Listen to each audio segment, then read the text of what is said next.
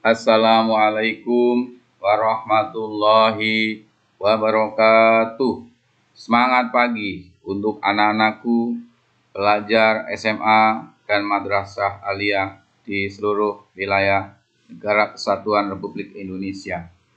Senang sekali pada hari ini Pak Sudli berjumpa kembali dengan kalian untuk bersama-sama mempelajari materi pendidikan Pancasila dan kewarganegaraan. Kali ini Bapak akan membahas materi kelas 10, yaitu tentang ketentuan Undang-Undang Dasar Negara Republik Indonesia tahun 1945 dalam kehidupan berbangsa dan bernegara. Sebagaimana biasanya, anak-anakku sekalian, sebelum belajar, marilah kita sama-sama awali dengan berdoa menurut agama dan keyakinan kita masing-masing. Bagi yang beragama Islam, mari kita awali dengan membaca basmalah. Bismillahirrahmanirrahim.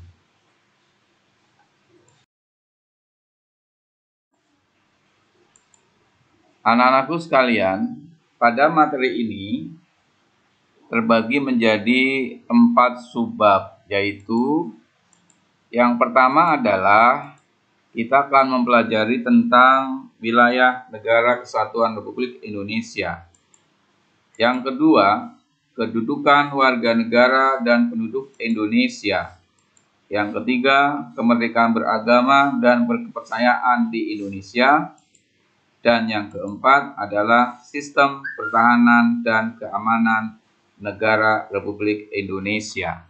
Inilah 4 submateri yang akan dibahas pada bab ini dan akan terbagi menjadi 4 kali pertemuan.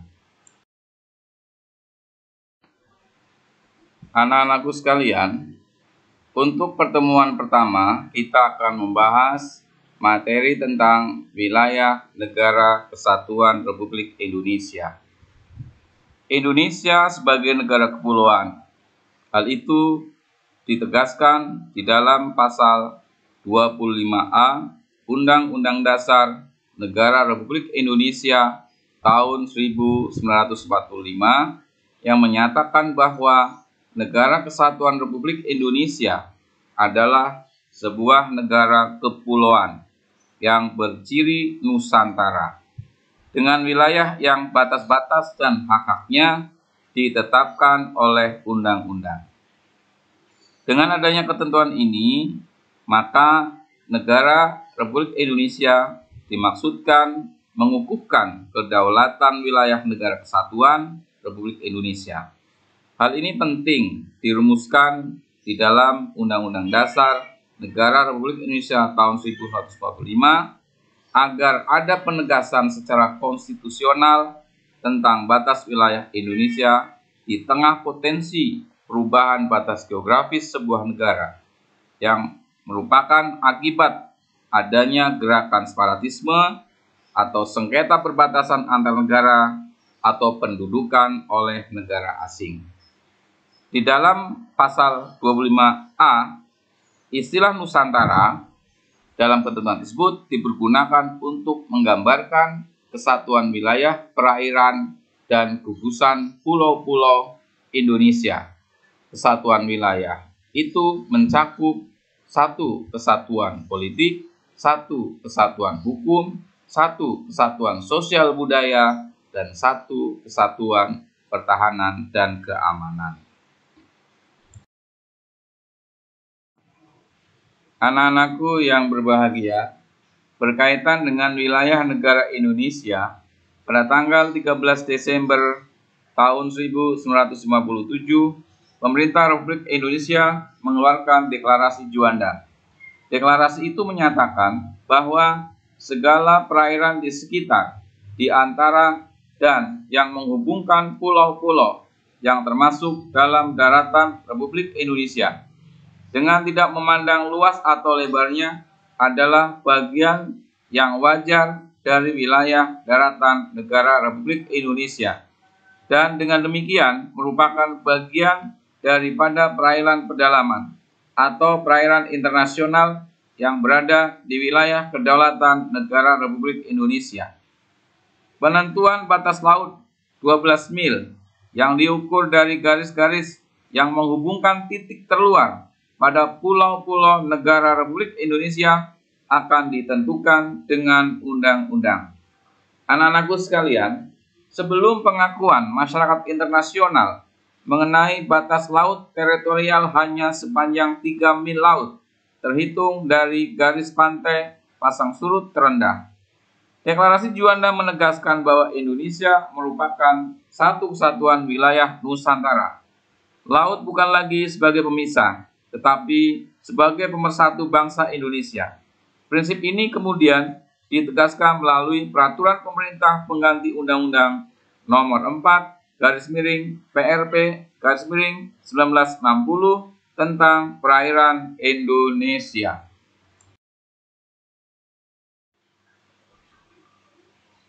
Berdasarkan Deklarasi Juanda, Republik Indonesia menganut konsep negara kepulauan yang bercirikan Nusantara. Konsep ini kemudian diakui dalam Konvensi Hukum Laut PBB tahun 1982 yang terkenal dengan sebutan UNCLOS atau United Nations Convention on the Law of the Sea yang ditandatangani di Montego Bay, Jamaika tahun 1982.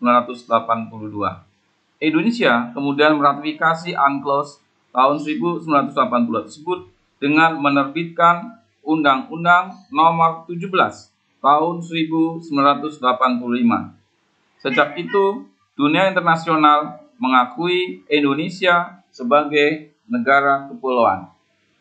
Berkat pandangan visioner dalam Deklarasi Juanda tersebut, bangsa Indonesia akhirnya memiliki tambahan wilayah seluas 2 juta kilometer persegi, termasuk sumber daya alam yang dikandungnya. Sebagai warga negara Indonesia, kalian harus bersyukur kepada Tuhan Yang Maha Esa dan harus merasa bangga karena negara kita merupakan negara kepulauan terbesar di dunia.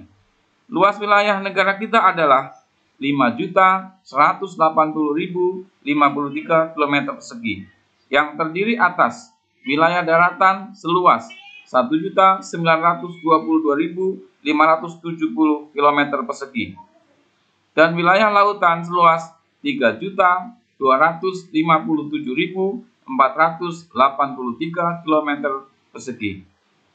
Di wilayah yang seluas itu tersebar 13.466 pulau yang terbentang dari Sabang sampai Merauke. Pulau-pulau tersebut bukanlah wilayah-wilayah yang terpisah, tetapi membentuk suatu kesatuan yang utuh dan bulat, sebagaimana diuraikan di atas.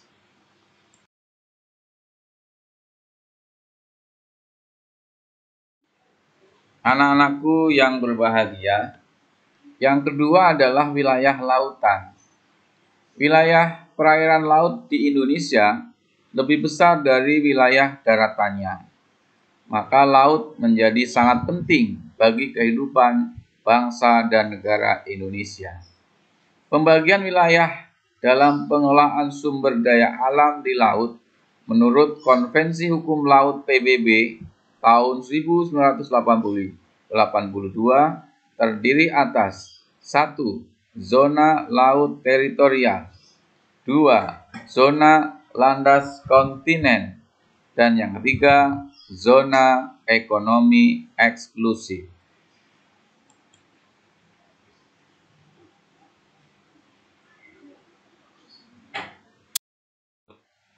Anak-anakku sekalian, zona laut teritorial adalah garis yang berjarak 12 mil laut dari garis dasar ke arah laut lepas. Laut yang letak antara garis dan garis batas teritorial disebut laut teritorial. Laut yang terletak di sebelah dalam garis dasar disebut laut internal atau perairan dalam atau dikenal dengan istilah Laut Nusantara. Garis dasar adalah garis hayal yang menghubungkan titik-titik dari ujung-ujung pulau terluar. Sebuah negara mempunyai hak kedaulatan sepenuhnya sampai batas laut teritorial, tetapi mempunyai kewajiban menyediakan alur pelayaran lintas damai, baik di atas maupun di bawah permukaan laut. Anak-anakku sekalian, wilayah laut Indonesia yang kedua adalah zona landas kontinen. Landas kontinen ialah dasar laut yang secara geologis maupun morfologi merupakan lanjutan dari sebuah kontinen atau benua. Kedalaman lautnya kurang dari 150 meter. Indonesia terletak pada dua buah landasan kontinen, yaitu landasan kontinen Asia dan landasan kontinen Australia. Adapun batas landas kontinen tersebut diukur dari garis dasar, yaitu paling jauh 200 mil laut.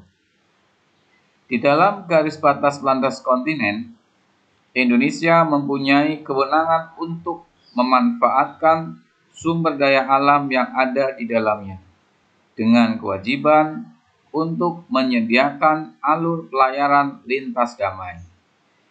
Pengumuman tentang batas landas kontinen ini dikeluarkan oleh pemerintah Indonesia pada tanggal 17 Februari tahun 1969.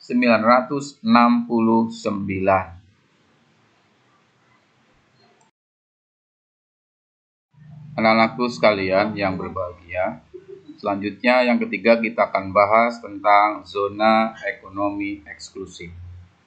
Zona ekonomi eksklusif adalah jalur laut selebar 200 mil laut ke arah laut terbuka yang diukur dari garis dasar.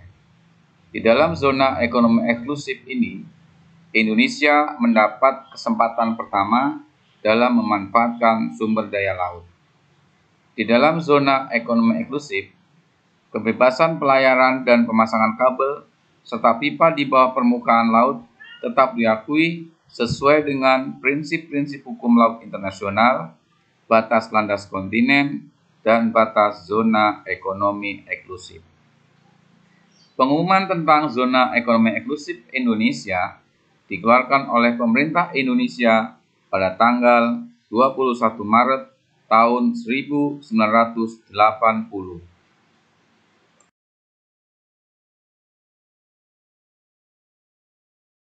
Anak-anakku sekalian, selanjutnya kita akan bahas tentang wilayah daratan Indonesia. Wilayah daratan Indonesia juga memiliki kedudukan dan peranan yang sangat penting bagi tegaknya kedaulatan negara Republik Indonesia. Wilayah daratan merupakan tempat pemukiman atau kediaman warga negara atau penduduk Indonesia. Di atas wilayah daratan ini tempat berlangsungnya pemerintahan Republik Indonesia, baik pemerintah pusat maupun pemerintah daerah. Potensi wilayah daratan Indonesia tidak kalah besarnya dengan wilayah lautan. Di wilayah daratan Indonesia mengalir ratusan sungai, hamparan ribu hektar area hutan, persawahan, dan perkebunan. Selain itu, di atas daratan Indonesia juga banyak berdiri kokoh gedung-gedung lembaga pemerintahan, pusat perbelanjaan, pemukiman penduduk. Di bawah daratan Indonesia juga terkandung kekayaan alam yang melimpah, berupa bahan tambang seperti emas, batu bara, perak, tembaga, dan sebagainya. Hal-hal yang disebutkan tadi merupakan anugerah Tuhan Yang Maha Esa untuk kemajuan negara kita tercinta dan harus kita syukuri. Selain wilayah tersebut, di wilayah daratan juga terdapat wilayah terkecuali yang disebut wilayah ekstrateritorial, yaitu kekuasaan negara yang berlaku di luar batas negara. Contohnya adalah kedutaan besar negara Republik Indonesia di negara lain. Anak-anakku yang berbahagia, setiap wilayah yang dimiliki pasti ada batasnya. Rumah yang kalian tempati juga tentunya mempunyai batas. Begitupun dengan sekolah kalian, pasti mempunyai batas wilayah, seperti dibatasi oleh bangunan yang lainnya. Demikian juga suatu negara juga memiliki batas wilayah. Batas wilayah itu menunjukkan atau menandai luas yang dimiliki oleh wilayah tersebut. Bentuk dari batas wilayah bermacam-macam. Ada yang dibatasi oleh sungai, laut, hutan, atau juga hanya berupa tugu perbatasan saja. Apabila wilayah tersebut berbatasan langsung dengan wilayah negara lain. Berikut ini akan Bapak sampaikan batas-batas wilayah negara Kesatuan Republik Indonesia. Batas wilayah sebelah utara yaitu Malaysia. Malaysia merupakan negara yang berbatasan langsung dengan wilayah darat Indonesia. Wilayah laut Indonesia sebelah utara berbatasan langsung dengan 5 laut negara, yaitu Malaysia, Singapura, Thailand, Vietnam, dan Filipina. Batas wilayah Indonesia di sebelah barat berbatasan langsung dengan Samudra Hindia dan perairan negara India. Tidak ada negara yang berbatasan langsung dengan wilayah darat Indonesia di sebelah barat. Walaupun secara geografis, daratan Indonesia terpisah jauh dengan daratan India, tetapi keduanya memiliki batas-batas wilayah yang terletak di titik-titik tertentu di sekitar Samudra Hindia dan Laut Andaman. 2 pulau yang menandai perbatasan Indonesia-India adalah Pulau Ronde di Aceh dan Pulau Nicobar di India. Wilayah Indonesia di bagian timur berbatasan langsung dengan daratan Papua New Guinea dan perairan Samudra Pasifik. Indonesia dan Papua New Guinea telah menyepakati hubungan bilateral antara kedua negara tentang batas-batas wilayah. Tidak hanya wilayah daratan, melainkan juga wilayah lautan. Indonesia di sebelah selatan berbatasan langsung dengan wilayah daratan Timor Leste, perairan Australia, dan Samudra Hindia atau Samudra Indonesia. Anak-anakku, yang ketiga kita akan membicarakan masalah wilayah udara. Wilayah udara Indonesia adalah ruang udara yang terletak di atas permukaan wilayah daratan dan lautan Republik Indonesia. Setiap negara mempunyai kedaulatan yang utuh dan eksklusif di ruang udara yang ada di atas wilayah negaranya. Hal ini sesuai dengan Konvensi Chicago tahun 1944 tentang penerbangan sipil internasional. Batas kedaulatan wilayah dirgantara Indonesia adalah 35.761 meter, sesuai juga dengan Konvensi Chicago tahun 1944 atau Konvensi Paris tahun 1999 dan Undang-Undang Republik Indonesia nomor 20 tahun 1982.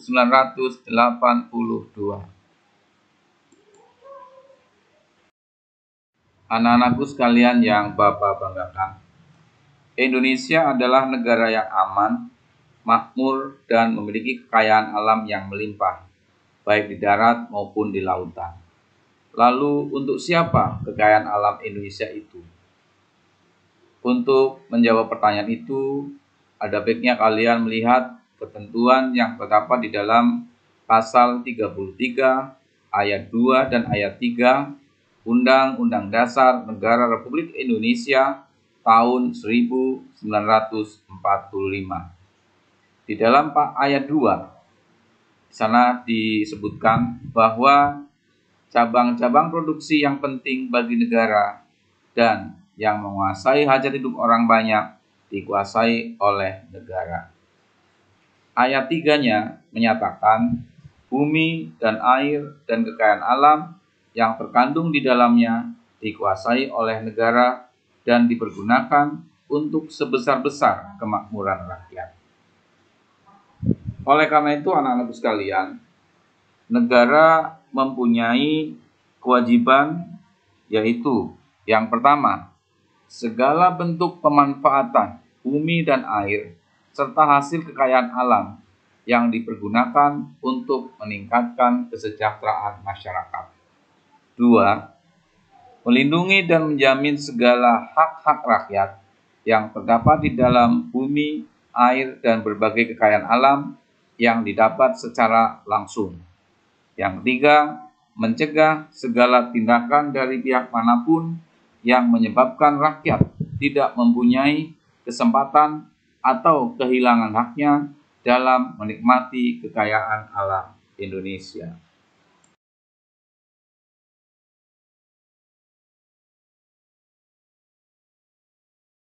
Demikianlah anak-anakku sekalian, materi tentang wilayah negara kesatuan Republik Indonesia. Mudah-mudahan uraian singkat tentang materi tersebut dapat menambah pemahaman kalian tentang wilayah negara kita tercinta. Dan pada akhirnya Bapak berharap kalian akan semakin mencintai tanah air Indonesia. Untuk memperdalam materi, silakan kalian membaca kembali berbagai sumber-sumber lain yang kalian bisa dapatkan di internet atau buku-buku pelajaran, sehingga semakin luaslah pengetahuan kalian tentang wilayah negara kesatuan Republik Indonesia. Akhirnya mari kita sama-sama tutup pembelajaran kali ini dengan berdoa menurut agama dan keyakinan kita masing-masing. Bagi kalian yang beragama Islam, mari kita sama-sama tutup dengan membaca hamdalah. Alhamdulillahirabbil alamin. Terima kasih. Wassalamualaikum warahmatullahi wabarakatuh.